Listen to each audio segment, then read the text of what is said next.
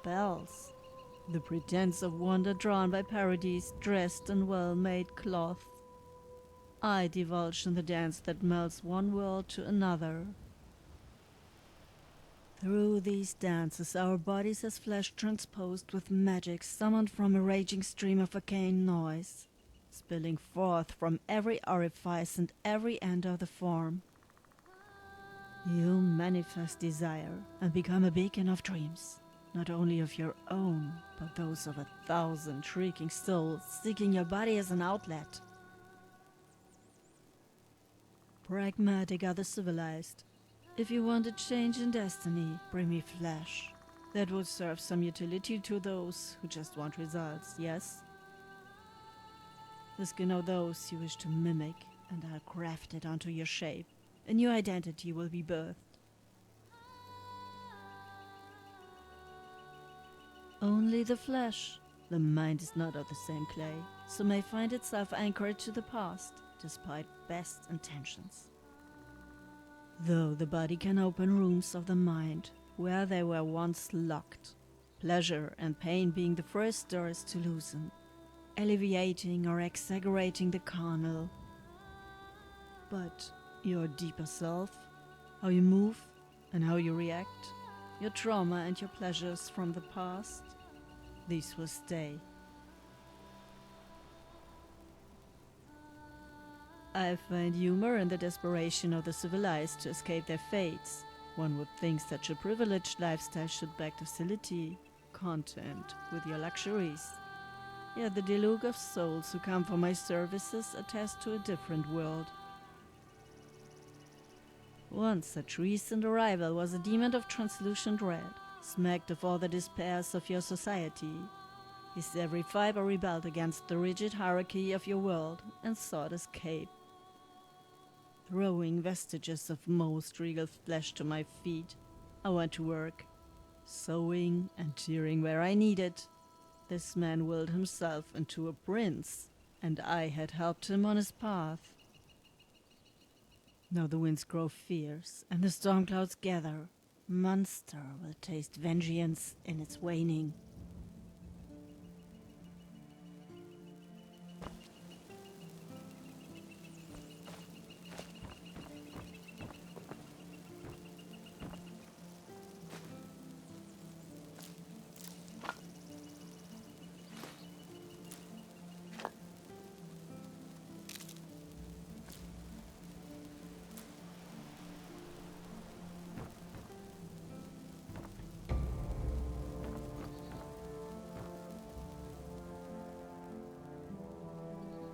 Oh no, please go. Don't bring up that memory. I can't go back. It makes me sick what happened there. I need to get rid of this spawn in me. If you really want to help, then you can do that by helping the witch. She's the one who will bereave me of this omen that was thrust upon me.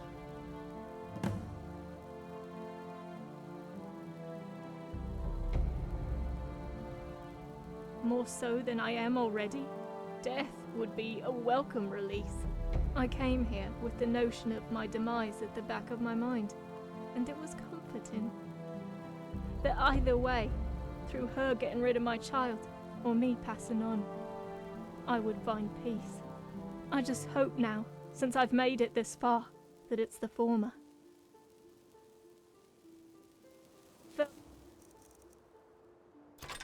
Well, Knight.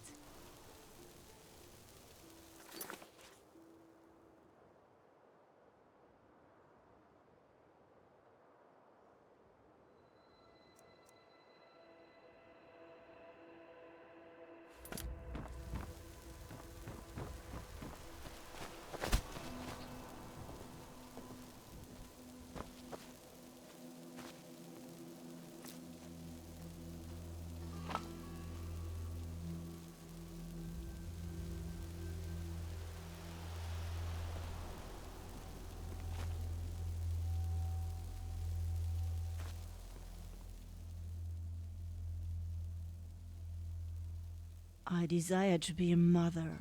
Animus that has willed me into helping this woman supplant her progeny unto me. so that I may be imputed with dynasty. Maybe you have not seen, but you're in a tale of mothers. Mothers are weaving stories in every stride you take. Who knows what they have laying down your strand? And with my own child, I will have another destiny to write from my own. A fate that will leave red the world in its spill.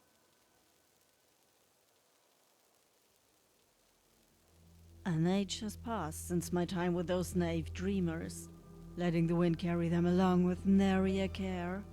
Such was their downfall. When our cousins, donned in red and black, had fallen from the mountains and cleaved their way through our peoples, shedding oceans of blood in their wake. Now the meat of our peoples have wrought an eight-legged ogre that's molding them into the self-eating man-demons that pluck the land.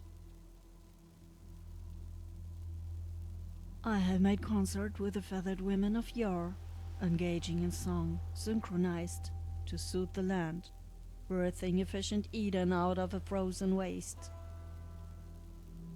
All the best efforts were laid to waste by men from stone walls.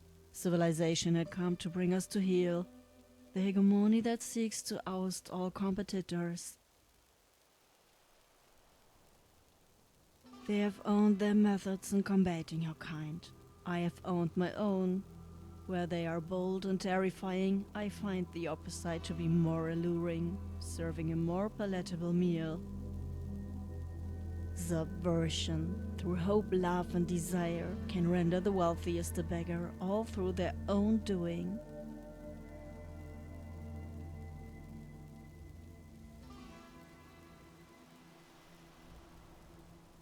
Death bell to soothe the pulse, learn root to sear the soul, and ectoplasm to deprive that poor child of the flesh, and have it be ethereal. With these, the seed can be carried from its mother's soil, without too much anguish for either.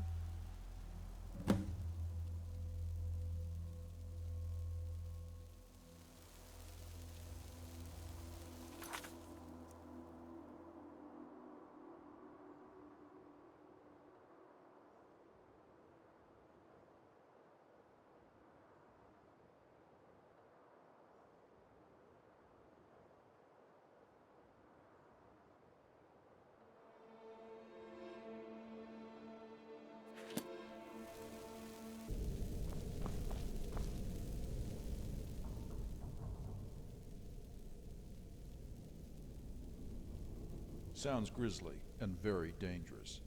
Does she really have all her faculties together, I wonder? What were these ingredients? Deathbell, wait. By Alessia's Majesty, that's a damn recipe for poison. One of the first things we learned to avoid on the field. This really shouldn't be your burden, but that hideous brew will certainly be the death of her, even with a whiff. I implore you, Knight, bring her back.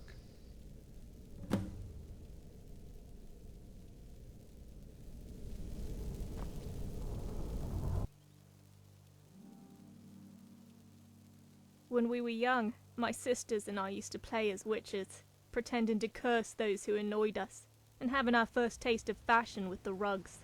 We made for a fearsome crew. Then, as each one of us began to bleed and became women, those days of play became the past. But did I ever stop thinking about witches? No, not for a second. They were the most enticing people I could think of. Something so alluring about their lifestyle, to have your own agency, to battle back the advances of men. You could forge your own destiny with spells that can shatter any chain or blade. Even thinking about that life gave me some small power, however fleeting. The thoughts subsided when I was deep into marriage and adult life. Dreams normally tend to give way to silence. A daily grind until the grave. But since the sacking of Deep Crag, it rekindled my dreams of escape. And the witches were on the forefront of my mind. I scoured the tomes and spoke to all the Imperials I could find. I pieced together everything until I happened upon the whereabouts of her location from a single incident report.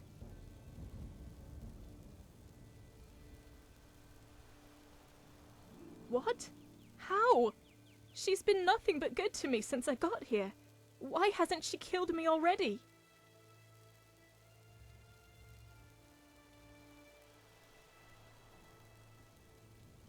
Just leave me. Why must you relish in my misery?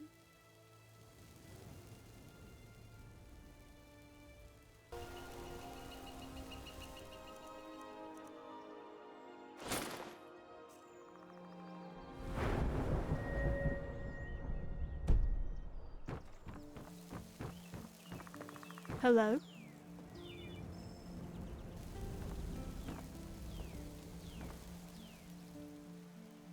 What?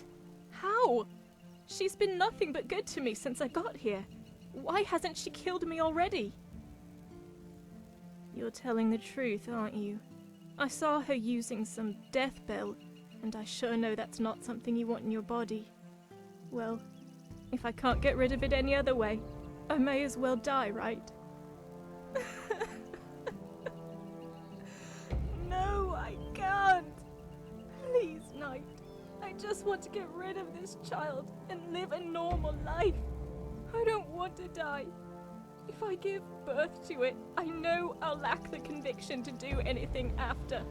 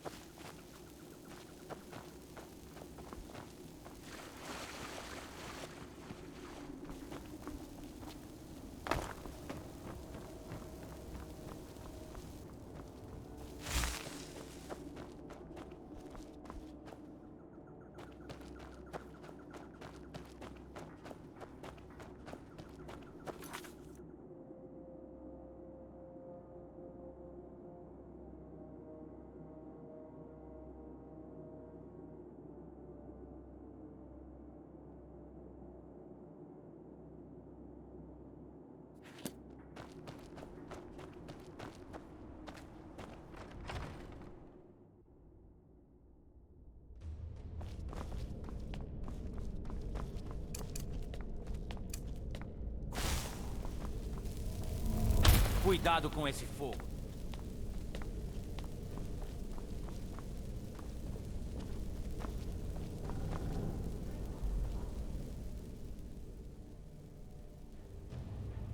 I really wish you wouldn't make promises on my behalf, but thank you nonetheless. We'll see to it that she can make it out with us. As you may know, there are preparations to vacate the garrison. We're moving east to Skyrim. We don't have many accolades since our detachment came here, but the prevention of another small tragedy can help me sleep easier at night.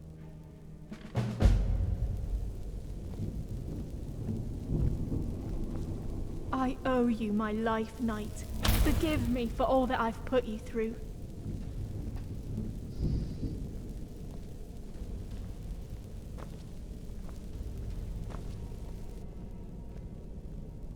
I owe you my life, Knight.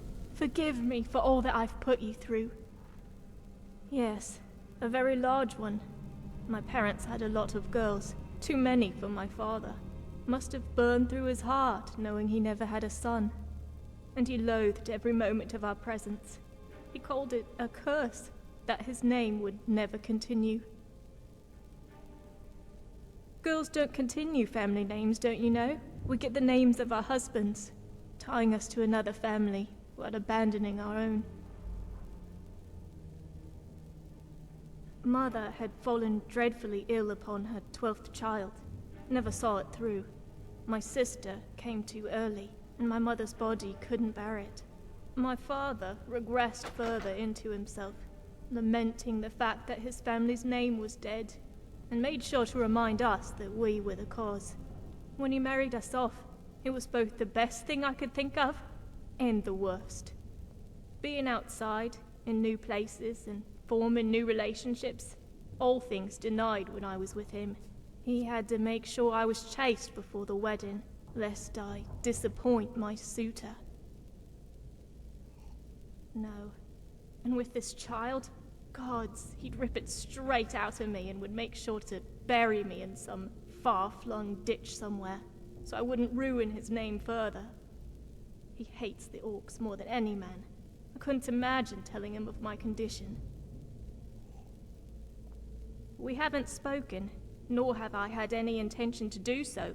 Only 2 of them arrived at my wedding, and hurried themselves off when the ceremony was over, staying only to smuggle ale from the festivities and to chug it all in whatever sty they were holding. We didn't get along much regardless. Most of my sisters were in the presence of whores, sleeping nights in the brothels instead of home. The most beautiful of us had married off into some family of some cousin of some noble. The most unfortunate of us was murdered by a wretch in those very whorehouses I sought never to find myself in. It was short-lived. My husband had been sent as a tailor for military camps around Evermore, finally staying our feet in Deep Crag. And you know how that story ended. Never knew marriage could be so loveless. Not even a flicker of passion between us, such as the fruit of a hastily cobbled arrangement for my father's coffers. I wish I were a better woman, and I could tell you I'm heartbroken knowing of my husband's death, but I just can't. The moments I did have with him had waned my dreams. To think of such misery until my death, I may as well have been dead already. A farce marriage, a hollow bond. Maybe all of this is retribution for my coldness towards him? This child is the weight I must carry for my sins.